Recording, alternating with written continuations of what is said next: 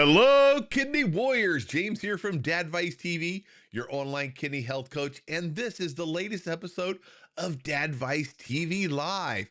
Now, last month we had a brand new co-host on, Dr. Rick, who talked about the connection between your gut health and kidney disease, and it was fascinating. I learned all sorts of stuff about bears and hibernations and how there is a connection to CKD, to how bears, how their bodies process all those toxins and stuff and keep them from getting all built up. There was a lot to learn about that. And we also talked about a little bit about the probiotic Renadyl. Well, today we are going to continue that conversation and go even more in depth with the connection between your gut health and your kidneys. So let me go ahead because we had a great time. We had a lot of stuff to cover. We got a lot to cover today, and we want to leave time to answer your questions.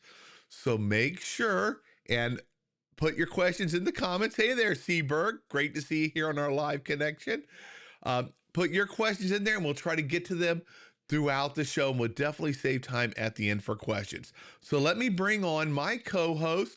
Please welcome Dr. Rick. Hey, Dr. Rick, how you doing? Great. It's great to see you, and it's great to be on your show again. Hey, great to have you back. Now, you don't have that cool cap. I like the cap. You reminded me of, it's a celebrity from movies, and I could not place it yet. I'm going to figure out who it is, but that cap reminded me of it. I was like, hey, that feels so familiar and friendly. Yeah, I don't know who it was, but that was me. Yeah. So tell us a little bit about your background for those that are just starting to watch you for the first time so that they know what you say is important. You're not one of those scammers out there pretending to know stuff about the kidneys. You actually know stuff.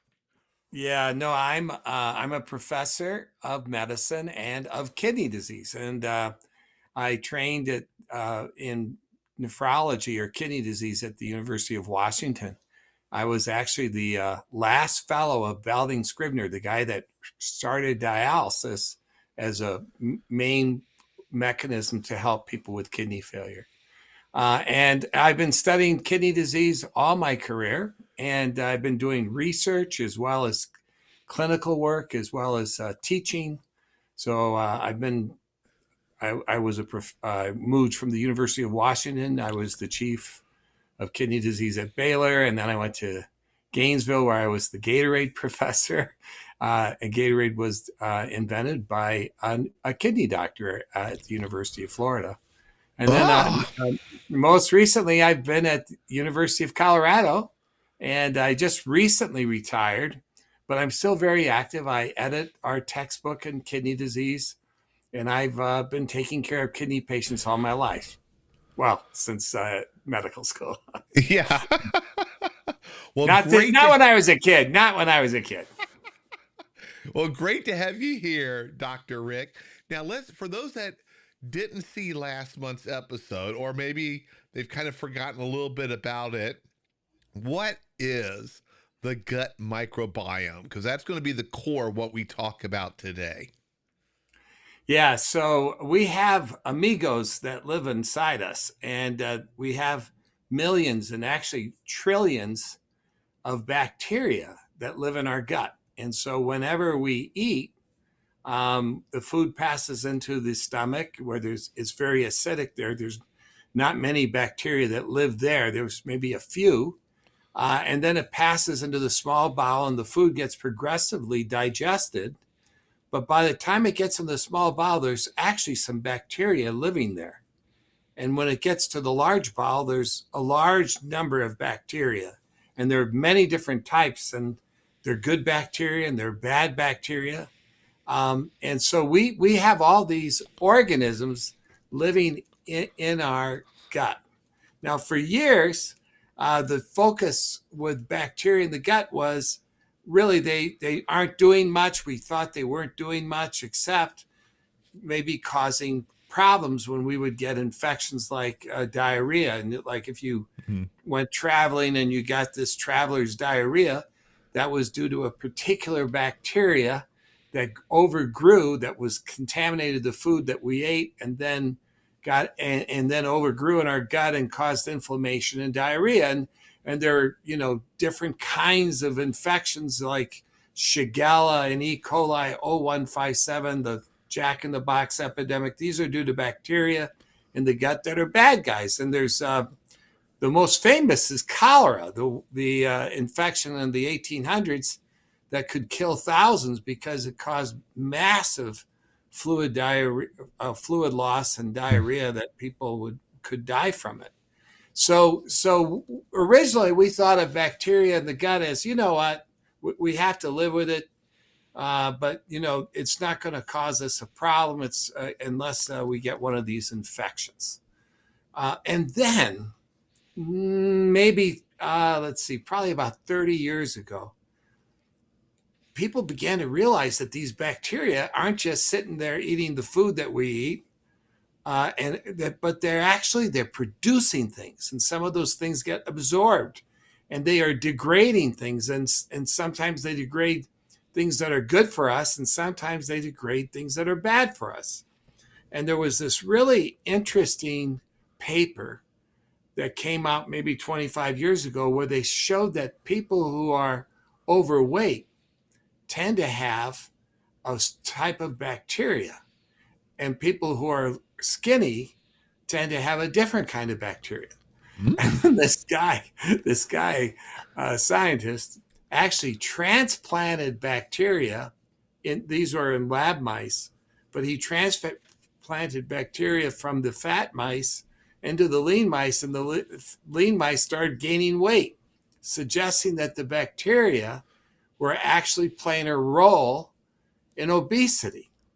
And since then, there's been an absolute revolution in understanding and trying to understand about these bacteria. And we now can kind of classify the good ones and the bad ones. We're learning that the good ones, can really make us, can do good things for us. And like probiotics and prebiotics are way you can give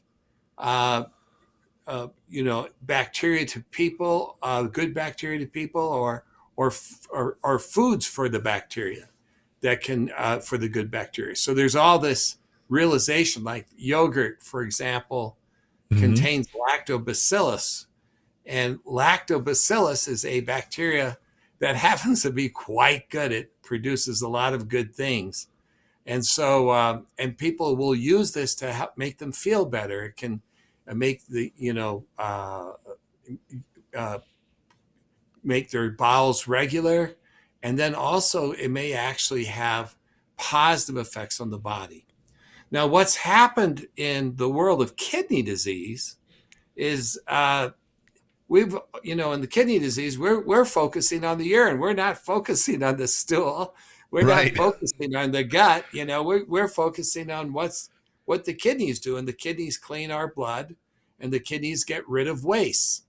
And so the kidneys get rid of a lot of ammonia and nitrogen and things that, when we break down foods, there's some things that we want to get rid of. And so the kidneys have a big role in that. The gut can get rid of a little of it too. But what we started learning is that the gut can be a bigger participant if we harness it with good bacteria. And one of the ways we last few weeks ago when we talked about this was how bears use bacteria to actually keep their kidney function under control. And so when they hibernate, they don't pee for a very long time, maybe 3-4 months.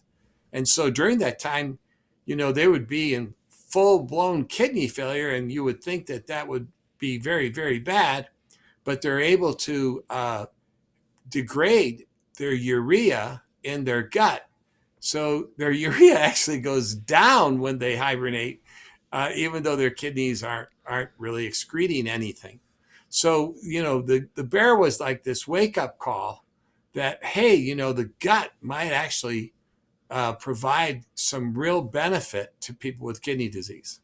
And all of you, when you go see your kidney docs, we always focus on medications generally, and on trying to keep the kidney function normal. And there's lots of wonderful medications that do it. We try to control the blood pressure, your blood sugar. We look at all kinds of things. We measure all types of kidney function. We try to figure out, how to slow it down. But what's happening is that we're beginning to realize that simple measures like diet, hydration, and having the right bacteria can make a difference. And so there's been more and more push.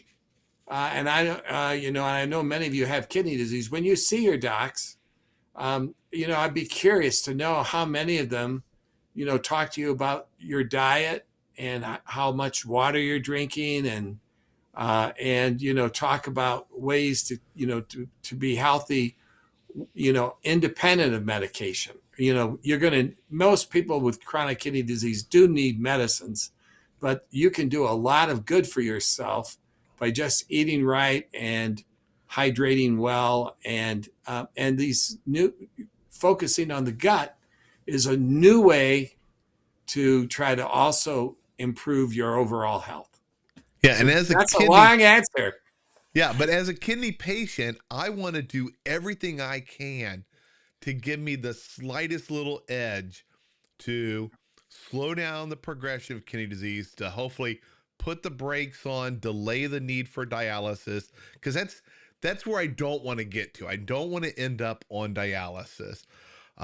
So for me, diet, taking prebiotics, probiotics, all these things, as long as there's some evidence that shows that they're helpful and I'm not doing any harm, I am 100% on board. And I think that is what has helped me go from where I was, which is in a really bad situation where the doctor was telling me you need dialysis. Turns out it would have been way too early. I really didn't need it, because that was almost, we're coming up, it'll be 7 years this year that I was told I needed emergency dialysis. They wanted to put it in, do it through my neck. And I was like, look, wait. We need to back up, stop for a second. I'm glad. Yeah, I'm glad that. Yeah. Yeah, good for you, man. No, So all these we little have to. things, Yeah. they So help. let's just talk about some of them, and then we'll jump into the microbiome. But one really important thing is to stay well hydrated. There is Hmm. now unbelievable evidence that poor hydration is actually can affect the kidney disease, and there's a kind of kidney disease that's occurring in Central America. It's an epidemics in Central America among the sugarcane workers. And these people are they're under heat stress, and they're not Mm. hydrating well enough. And heat stress and dehydration can cause kidney damage. We used to think it was reversible, but we're beginning to recognize that there's some injury that can be repeated injury can absolutely cause chronic kidney disease.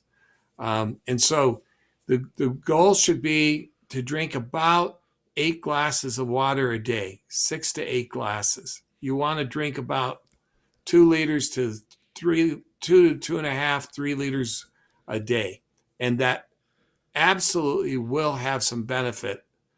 Now, it's important what you drink. Water is much better than soft drinks, right? Soft drinks are Hmm. actually bad for the kidneys. I'm an expert on soft drinks and the sugar and how it causes kidney disease. And so do not drink sugary beverages. It's associated with kidney disease. We can create kidney disease in animals by giving them a lot of sugar. So sugar is not great. Now, does that mean you can never eat sugar? No. You can eat, sugars and everything. I'm not, but it is true that if you can avoid lots of sugary beverages, that's probably the most important. And then secondly, things like, very rich desserts and so forth, try to eat a small amount, if any at all. And so sugar. And then the third thing is, in general, things like vegetables and fruits and things are good, right? Mm-hmm. And so you should go ahead and eat those. But fruits are okay, but fruit juices have a little too much sugar, and you should avoid them. Unfortunately, because juices taste so good. And then the biggest question is protein. And you Mm-hmm. want to have enough protein to keep your muscles strong. But it is true that protein generates a lot of urea and can create symptoms, at high. It can raise the BUN, and it can cause some kidney issues. And there's evidence that very high protein diets are bad, especially red meat proteins. But having said that, we want you to have enough protein. So fish and white meats in particular are quite good. And with red meats, just maybe, eat once a week, or maybe at most twice a week. But try not to eat a lot of heavy red meats. There is a lot of people who are beginning to look at things like the keto diet in chronic kidney disease, and it's quite experimental, but the preliminary data suggests it could be very, very beneficial. I would encourage you, if you're interested in that, to there's groups like Virta Health that are doing clinical studies on keto diets in kidney disease.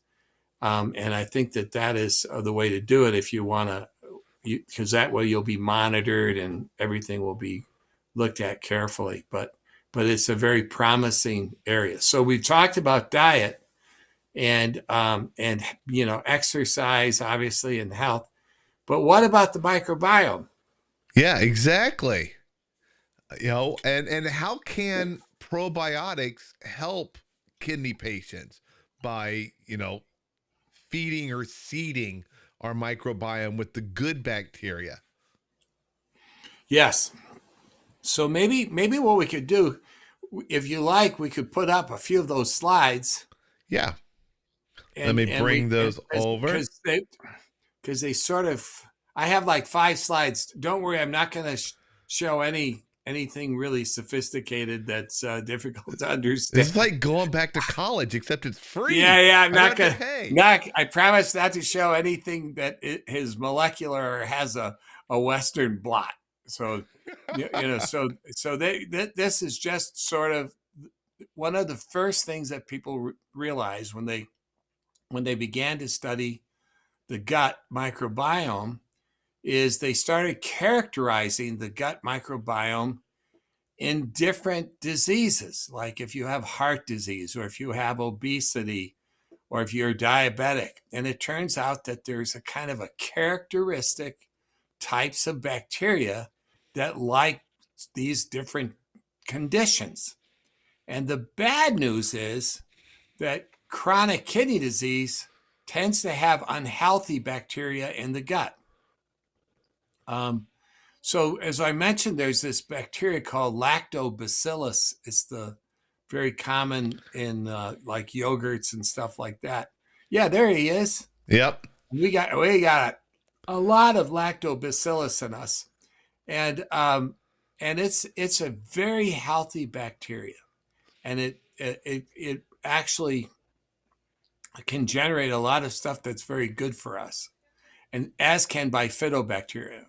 And so these two bacteria, they're associated with, you know, good blood pressure, good what we call endothelial function. Basically, the blood vessels are healthy. The blood vessels, their lining is called the endothelium, and the lactobacillus generates substances that are really good, that make the blood vessels kind of sing, that makes Mm-hmm. those the vessels nice and dilated. They're not constricted. They're not stressed. And in contrast, in chronic kidney disease, you can see other bacteria. There's, instead of these good bacteria, you see other bacteria like E. coli that overgrow in the gut, and so these bacteria are basically making fatty acids and other things that may actually contribute to some of the kidney disease and other kinds of problems we're having. And there's a fair amount of ammonia production and accumulation of toxins. And some of those toxins are listed there, and they're all kind of complicated to with some of them, urea and uric acid you're all aware of, Mm-hmm. um, but some of these things are like indoxyl sulfates and so forth. They're thought to have some influence in causing liver disease and heart disease, and they're not really that well studied. But like this one called TMAO is very much linked with heart disease and progression of kidney disease, and these are produced in the gut. So there's this thought that what if we could change the gut bacteria to a healthy bacteria? Could we help keep ourselves as healthy as we can for the type of kidney problems we have? Mm-hmm. So, so let's go to the next slide. And when we think of the kidney function, you would look to see two healthy kidneys here, right? And here we're looking at the gut. So this is just to kind of emphasize to us that, to have a healthy kidneys, it's nice to have a healthy gut. It helps. So of course we want a healthy heart, we want a healthy brain. Of course, we want all of those things. But now we know that the gut hides trillions of bacteria that are making things that could influence our overall health span. So let's look to the next Yeah, and slide. last month when we talked, I kind of related it to the old video game Pac-Man. You got the good stuff that you're consuming, the good probiotics in your gut. They're going around, they're munching up and eating some of this bad stuff, so your blood doesn't have to absorb it, and then your kidneys try to filter it. And the little Pac-Mans, they're eating it up, and then they're going out in your waste, your poo. Exactly. Actually, you want to know something? When I was learning dialysis as a young doctor, I always thought that dialysis was removing the toxins. We're going to remove the urea. We're going to remove the creatinine. We're going to remove the acids and all these terrible things. And when we were doing the dialysis, I realized that the dialysate also had good things that we were giving that would go across to the patient, like bicarbonate and things like Mm-hmm. that.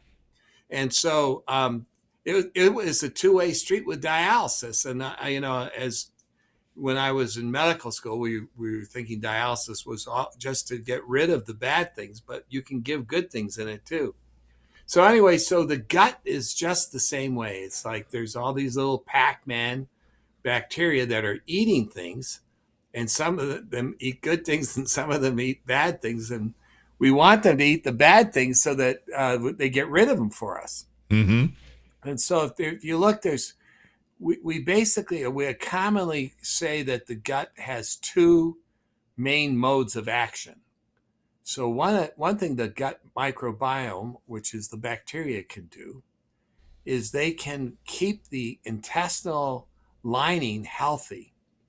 And we call that the gut lining so when you eat food, the gut lining keeps you from absorbing the things you don't want to absorb, but has transporters that allow you to absorb the things you do want to absorb. So for example, like if you eat a piece of meat, your gut will break down the enzymes that are secreted into the gut will help digest the meat, and the meat is broken down into proteins and amino acids, and as they break down, then they're absorbed, and they can go to the liver where they are used to help make you know key things, and they'll go out to the muscle and they'll help make proteins, and so normally we are digesting the food we eat, and we're absorbing the protein and the fat and the carbohydrates, which give us the energy we need to do what we do.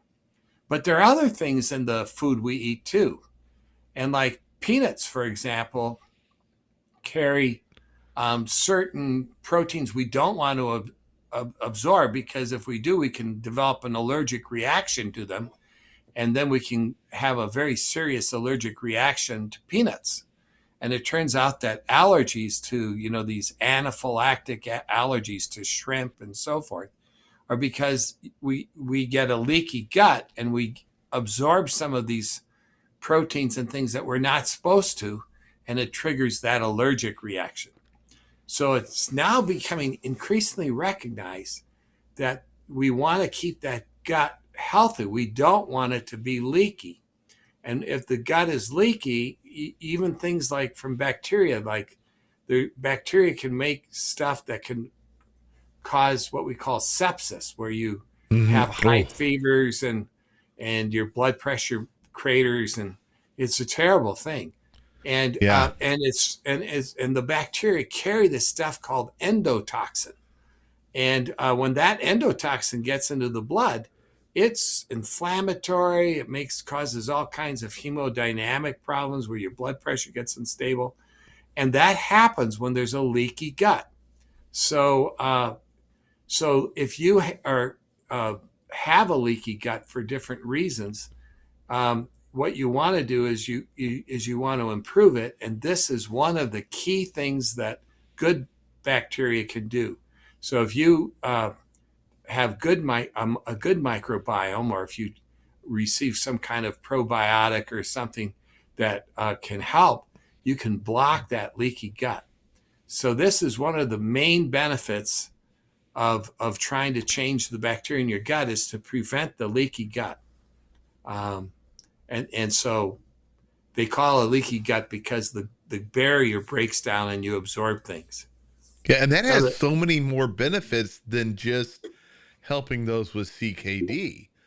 right. So Though for us yes, yes, listening, yeah, for us, that's our main concern right now is CKD. But that, I've read a lot about leaky gut. I watch a lot of other doctors and such online about living longer, living better. And that is a problem they talk about often, and finding that right balance to keep a healthy gut.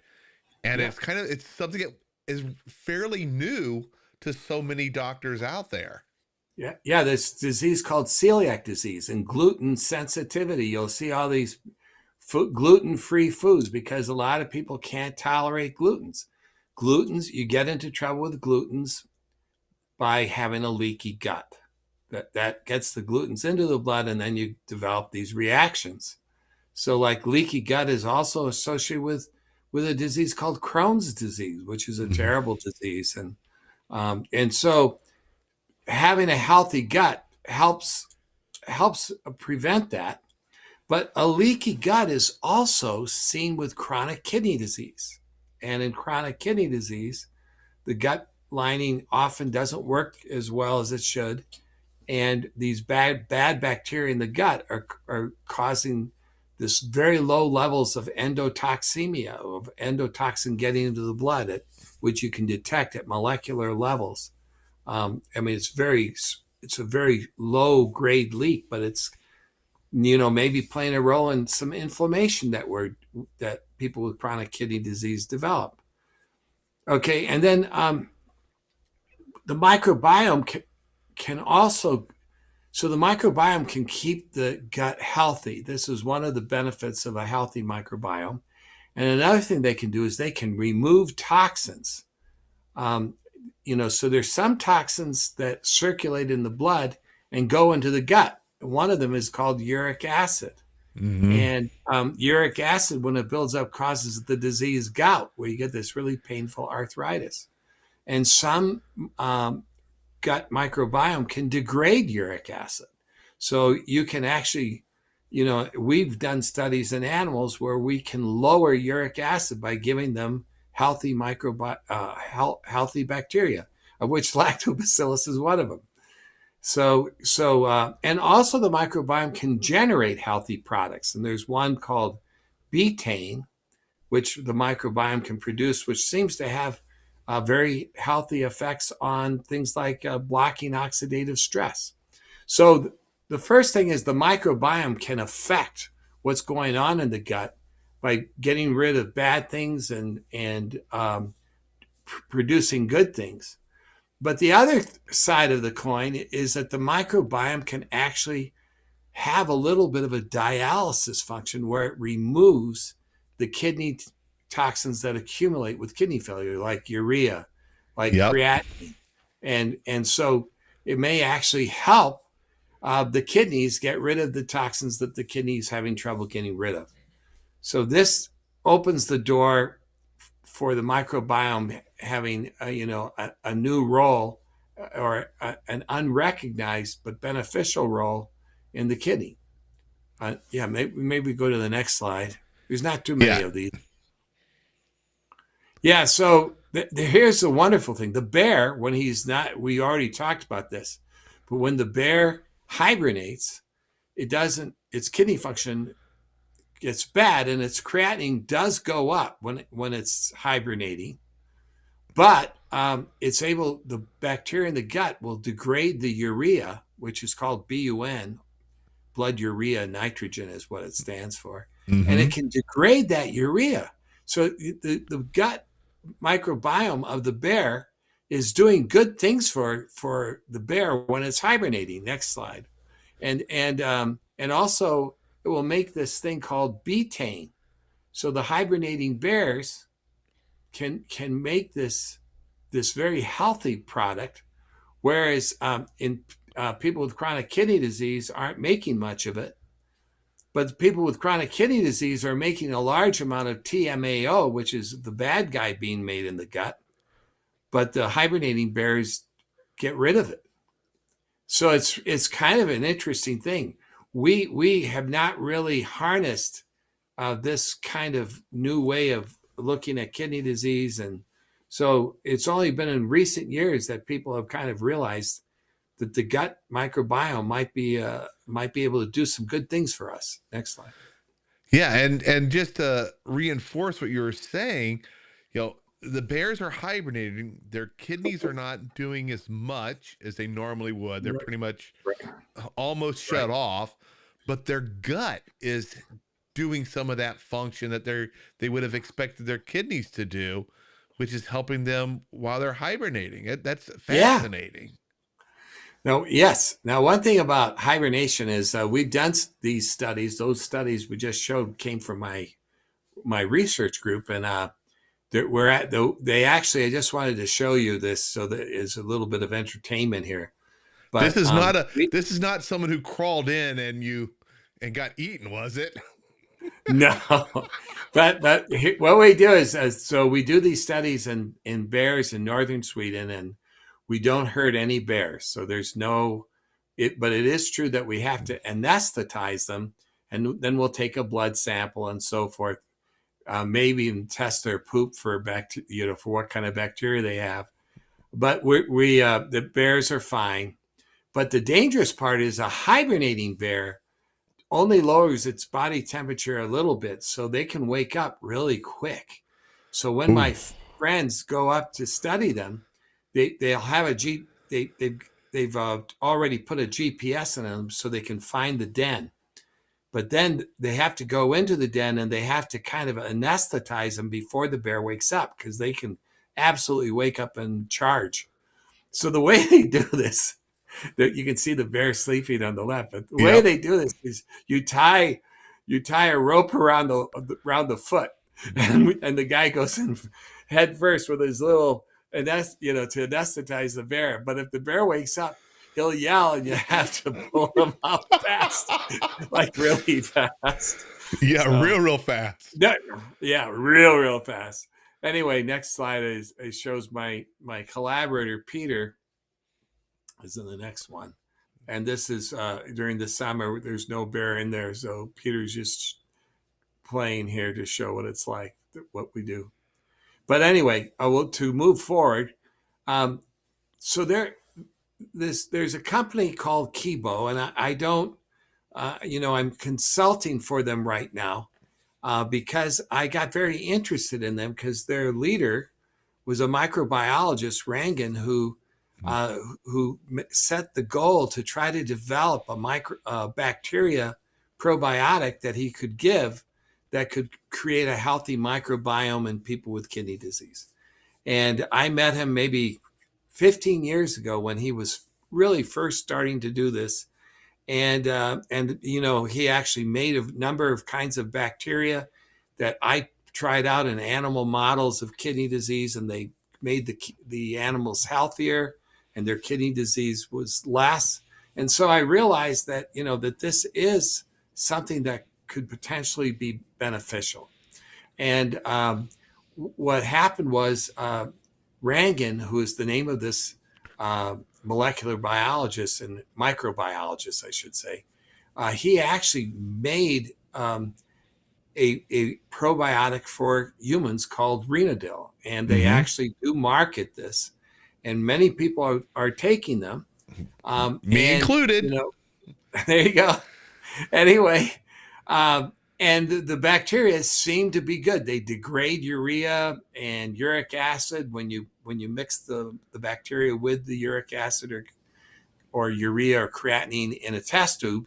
The bacteria will eat it, and when you give it the bacteria to people, like in a capsule, and the bacteria get into the gut, you can actually see some effects in humans. And I'm a scientist, and so I would like to see what we call the clinical trial, the placebo-controlled trial, where we see absolute benefit. We know the thing works.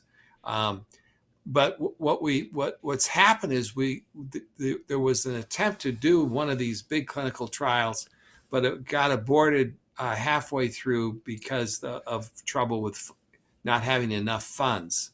And Rangan also sadly passed away. But Kibo has analyzed the data from the first 6 months, and we can see that this bacteria, this probiotic, was working. So here's some of the data. I just want to show you this. That so these are patients with kidney disease, and in blue is the control, and in orange is the people that got the Kibo probiotic. And so when they both start off, it's actually hard to read the numbers, but their creatinine is around 3, is it 2.8, it looks like. And so they have modest kidney disease there, and they're both starting off about the same. But what happens is at 3 months and 6 months, the creatinine is going up a little higher. And this was a placebo-controlled, study. So this is like a very good study. It's just that it stopped at 6 months, and most trials go on for like 2 years. But you can see that they're already separating. There was statistical significance at 6 months. There's statistical significance. So the creatinine is still going up in the probiotic groups. So the kidney function is showing just a minor worsening, but it isn't as significant as the control group. So it's slowing the progression, not stopping the progression. And if you look on the right, it's actually the measurement of the kidney function. We often measure kidney function calling it GFR, and it's a calculated number. But you can see the higher, in this case, the higher the GFR, the better. Exactly. It means that you're filtering more. And you can see the control group dropped at 3 and 6 months. And it's quite a bit different. And it was statistically different. So this tells me that this probiotic is probably doing something. Now, these changes are pretty mild, but we're only looking at the first 6 months. So the question is, what would have happened if the study could have gone on for 2 years? But I'm quite enthusiastic by this data. And then maybe you go to the next one too. Yeah, and it also did the same thing with the urea. And there's another marker for kidney function called cystatin. So it's working across the board. It's not just chewing up the BUN. It's actually improving it's having an effect on the kidney function itself. So I'm very excited by this, and my personal feeling is that this could represent a new approach to help slow kidney disease above and beyond all the important things that you need to do, like diet, exercise, hydration, and medication. But this is like, it's pretty cool. I Yeah. would love to see, a bigger trial, but I know that, James, you're taking this stuff. How do you feel Yep. about it? So what we're seeing here on these graphs represents my own personal experience. So I've been taking it for quite a while now. It's simple. In the beginning, I was a little worried when I first learned about it. I thought, oh, it's expensive. But then I thought about it. That how much is it per day really to help my kidneys, or the potential to help things? I wasn't sure if it would work. I got labs. I took it for 3 months. I got more labs. I continued taking it. I kept getting labs, and I saw the same thing, especially on the BUN. I had so many challenges getting my BUN down. It was skyrocketed high. Um, and then boom, I got on this. Now, of course, I'm got my blood pressure under control. I was eating better. I've kind of gotten so comfortable with kidney disease over the years. I now eat more of those desserts you're not supposed to. Um, and the scale keeps reminding me of that, and I am now working on getting that number down. Too bad the probiotic wouldn't help quickly with that. but that's my experience. My experience is I've done all the little things I can as a kidney patient because there's so much we can't control. Doing this is one of those things I have control of, and I feel good. I see results, and I'm happy where I'm at. I am 7 years past when the doctor told me, the original doctor told me I had to go on dialysis. She was determined, and she told my wife, if he does not go on dialysis now, you're going to order his casket in the next 45 days. That was it, it, heartbreaking because I got two children. I had a single digit GFR. I think it was 8 back then. wow. But I've done everything I can to avoid dialysis, to reduce the burden that I'm placing on my kidneys. I've done so much research into Renadyl. Someone says, is Renadyl a huge pill? You know what? I'm going to turn around and open my fridge because it's stored in the fridge and show you guys. It's not. It's slightly bigger than a Tylenol pill. It's not that large. You take 2 of them a day. I take my 2 at the same time in the morning. I just pop both of them. You could pop one with breakfast, one with dinner, however you want to do it.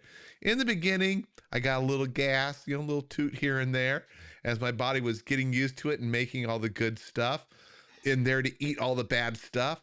But I'm happy with it. I am 100% on board with it, and I love. James, you look like there's a little bit of a bear in you. I think we put that microbiome in there, and yeah, yes, exactly. Yeah, good. I Yeah. got a little cough. I got the flu last week. My kids brought it home from school. But with the, one other thing I like about Renadyl, not only is it easy to take, it's when you look at it per day, it's if you're taking the maximum dose, which is 2 pills a day, it says take 1 to 2 pills a day. If you're taking the maximum dose, it's just a little over $1 a day to take. If you're doing, one pill, and I probably could go to 1 a day as like a maintenance because I've been taking it so long, but I'm just so happy with where I'm at. I don't want to cut back and see if I'm okay cut back because I'm happy with 2 pills a day. But it's very affordable. But what besides that, one of the things I like is when I go to kidney events, Kibo, I've seen them at some of them. The people who make Pro Renal Plus D, a multivitamin designed for kidney patients. I see them at kidney walks, at the events that we're doing. The companies that support our kidney community, that goes a long way with me also. Not only are they making a great product that can help us, give us some more hope, give us more control of this disease we have so little control over, but they're there supporting our community, and that I love. So I'm gonna let you Yeah, I chat tell for a you. second while I grab one of the pills to show, because Yeah, Laura here asked, "Is it a huge pill?" Hold on, Laura. I'm gonna grab mine. yeah. I will say Rangan was this gentleman who really his dream was to impact chronic kidney disease, and he would think about it all the time. He would call me up on a Saturday night at 9 p.m. and I was in Denver and he was on the East Coast, and I mean, he was just one of these types. You know, I have to say, the formative clinical trials have not been done on this. So, but I do think it's worthwhile trying it. If I had chronic kidney disease, I know I would try it and just see how you feel with it. You can even see what it does to your blood work. Maybe we should. Oh, there you go. You're gonna. Hey, Hey, you today I look a got little 3 better pills. immediately. Well, Yeah, great. Well, they're maybe we. super easy to swallow. You store them in your fridge because these are living. Um, and one thing that's important, yeah, and we'll get back to the slides and stuff. This is a unique blend of probiotics. It's not the same thing you go and you buy at the store that you order on Amazon or get at Walgreens. There's so many different types of probiotics, and it's the unique ones that are in here that have been shown to eat those Right. things that help us kidney patients. Yeah, that's right. So maybe we should tackle some of these questions. Yeah. Well, and one last thing, someone mentions we're a blessing. Thank you so much. Now, I do want to. I did bring it up here because Renadyl provided us, or Kibo, the makers of Renadyl, provided us these slides, and they gave me access to you. Another reason, guys out there, to love this company.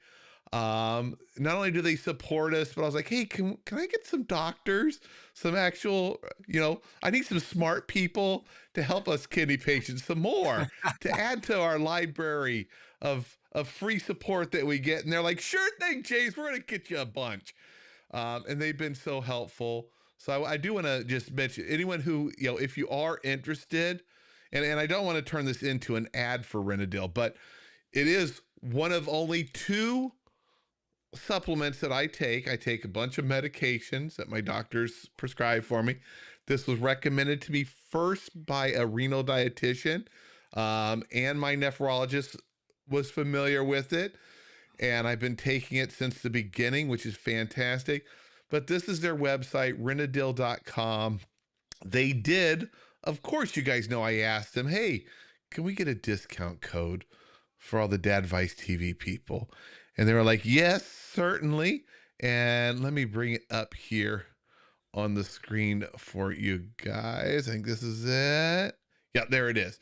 So if you go to renadyl.com, and if you wanted to purchase any of this, for new orders, you get a discount. The discount code is Dadvice2410. That's also down in the description. I have a whole page on dadvicetv.com that talks about my experience. It even has my labs before and after when I started taking Renadyl, because that's how I wanted to see if it worked. Get the labs, look at what's in your Yeah. blood, take it, get new labs, and see how, if there's Yes. any progress, any improvement. Even stabilizing is improvement, because remember, with kidney disease, the future is kidney function is going to gradually decline, even naturally with age. So if we can put the brakes on it, that is progress. And that was huge for me. All right. That's my plug for Renadyl. That's Got it good. worked in there. It is great. I use it. I'm I only enthusiastic, but recommend, you're like over the top. well, I only recommend things that I take. Someone says, Yeah. James, do you take Renadyl vitamin? Well, so Renadyl's a probiotic. See if I can get it in focus here. I do take, oh, I have a brand new jar because I just ordered a replacement. Pro Renal Plus D. Now, this is a renal multivitamin. It's got the National Kidney Foundation on it. These are the only two supplements that I take. Both were recommended by my renal dietitian, and I went through a bunch of renal dietitians until I found one that I really liked. Um, and my doctors are aware of this. They're on board. All of it is fine. I take those two. I try to eat a heart healthy life. I do get way too much sugar, not enough exercise. I I keep thinking, you know what? I'm gonna start. We got another dog. I'm gonna start walking the dog more. We got 8 inches of snow coming tomorrow. Not gonna be walking. So I keep finding excuses not to exercise. I think I gotta join the gym. But I definitely wanted to share how to get a But now you hold can of. hibernate if you're taking the Renadyl. There we go. All right. Now, do you see the questions on your end, Dr. Rick? I can. So Very they're good. talking about Kempner diets. Now the Kempner diet was one of the first diets for high blood pressure and kidney disease, and it was a very low salt diet, and it had significant benefits by it was they basically put you into a room for about 2 weeks, and they would give you a little bit of rice and a Mm. piece of fruit, and it was a horrible diet, but it did work. It was very low in salt, and it did tend to lower blood pressure. But I'm I'd not rather quite go with the sure whether. Mediterranean diet because then at least I Yeah, can enjoy some great food and not yeah, starve myself. yeah. Back that was the Kempner diet.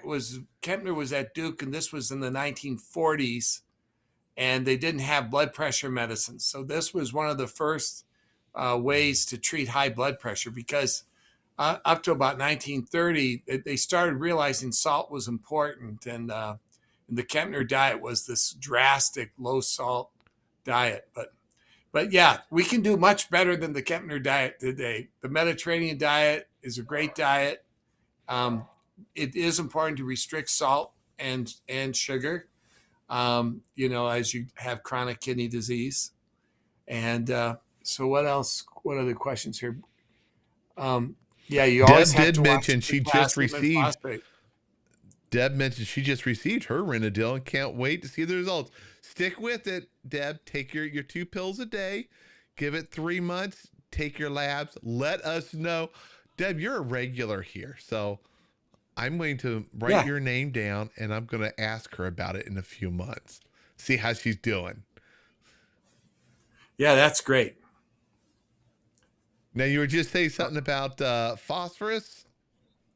Oh, there, someone just brought up the fact that we have to be careful with potassium and phosphate with kidney disease, and that's absolutely true, especially as the kidney disease gets pretty seriously impaired. Mm-hmm. Omeprazole is not the same as Renadyl. No, omeprazole is a proton pump inhibitor, and it helps decrease the acid in the stomach. There's rare cases where omeprazole can cause kidney disease too. I'm one of those rare cases. And But usually omeprazole is used to treat ulcer and acid stomach, and usually it's safe in kidney patients, but rarely it can cause problems. Yeah. Now Vincent asked, "Is yogurt good for gut health? Because we know it has probiotics in it." Yeah, I do like yogurt. I think it's one of the problems is a lot of times they'll add sugar to yogurt. They'll add Mm-hmm. syrups like fruit syrups and so forth. So that can really raise your blood sugar, especially if you're diabetic. But true natural yogurt that's not sweetened, or that is a wonderful yogurt. It does have good stuff in it.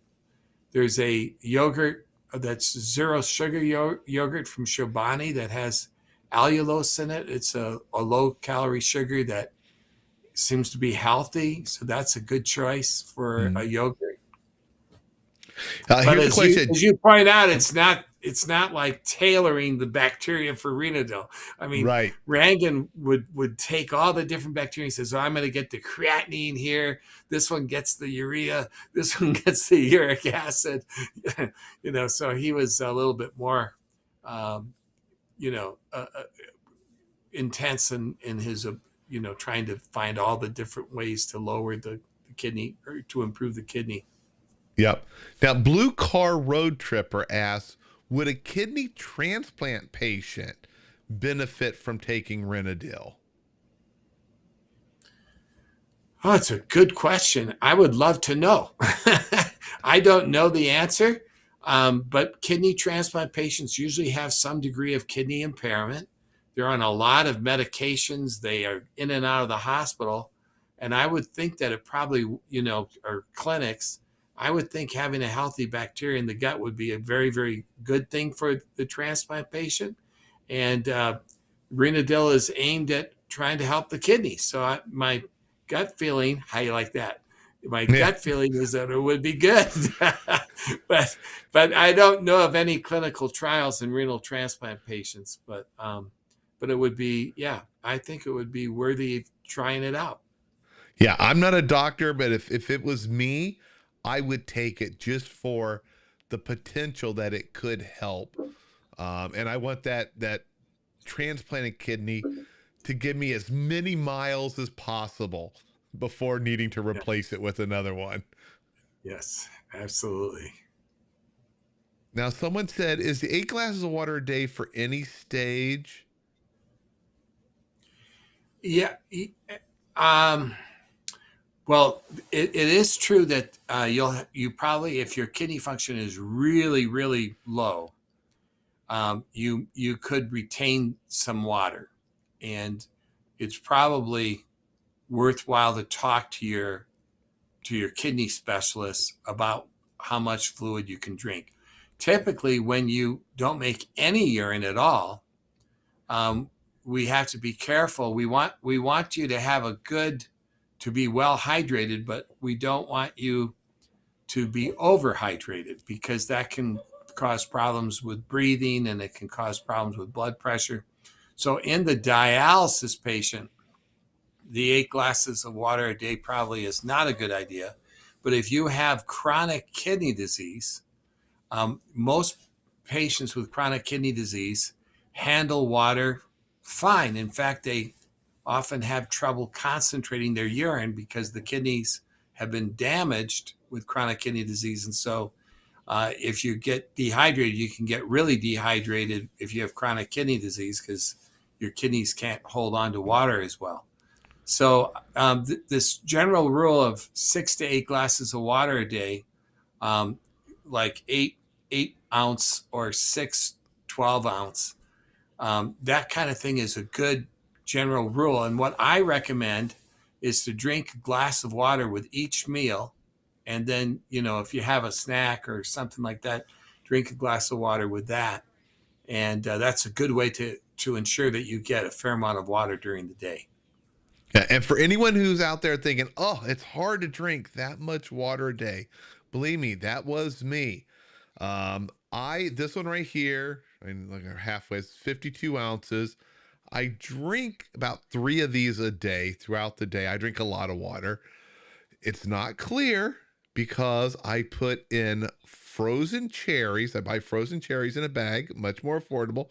Put frozen cherries in here and a little bit of lemon, blend it up, and this is like, it is so sweet.